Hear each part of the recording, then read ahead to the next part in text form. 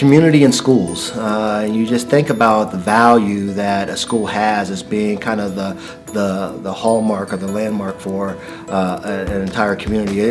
Historically speaking, that's what they represented. They were kind of the center of the neighborhood. They were where all of the children went. They were where kids played and when school was not in session, and it's where parents were able to come together to talk about some of the things that were happening in their community. I think schools still serve that purpose.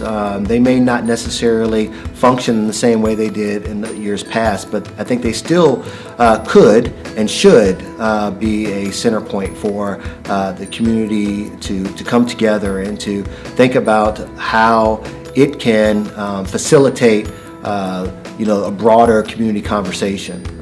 So, I think we have a lot of great examples of school and community partnerships here in Columbus, both in traditional district schools and public charter schools, and I'm sure in parochial and private schools as well.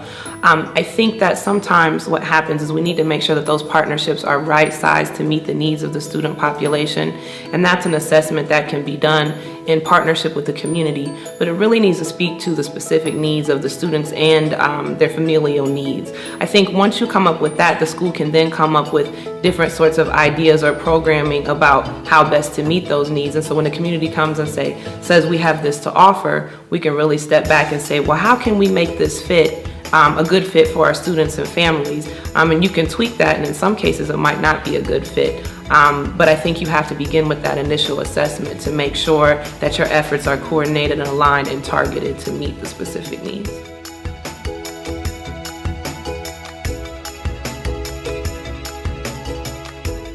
So grit is definitely a teachable characteristic.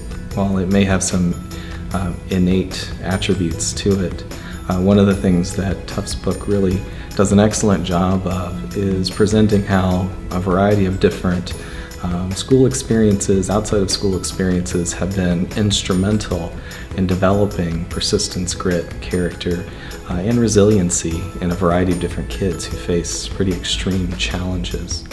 So this is something that can be taught, it's something that can be developed in our children, but it's something that has to be taught not just within the context of the school or in the classroom, but throughout a child's life, and should be lessons coming from both engaged parents as well as educators, but also other important institutions that serve kids in our community. I definitely think it's teachable. I think as adults we can positively reinforce grit in our students. I know even characteristics such as creativity can be shaped and reinforced in children. So I think to reinforce grit, we can say that task was so hard but you never gave up, or you didn't get it right the first time but you kept on trying and you eventually got it. And I think that will instill confidence in our children and let them know that they're okay even if the outcome isn't perfect the first time.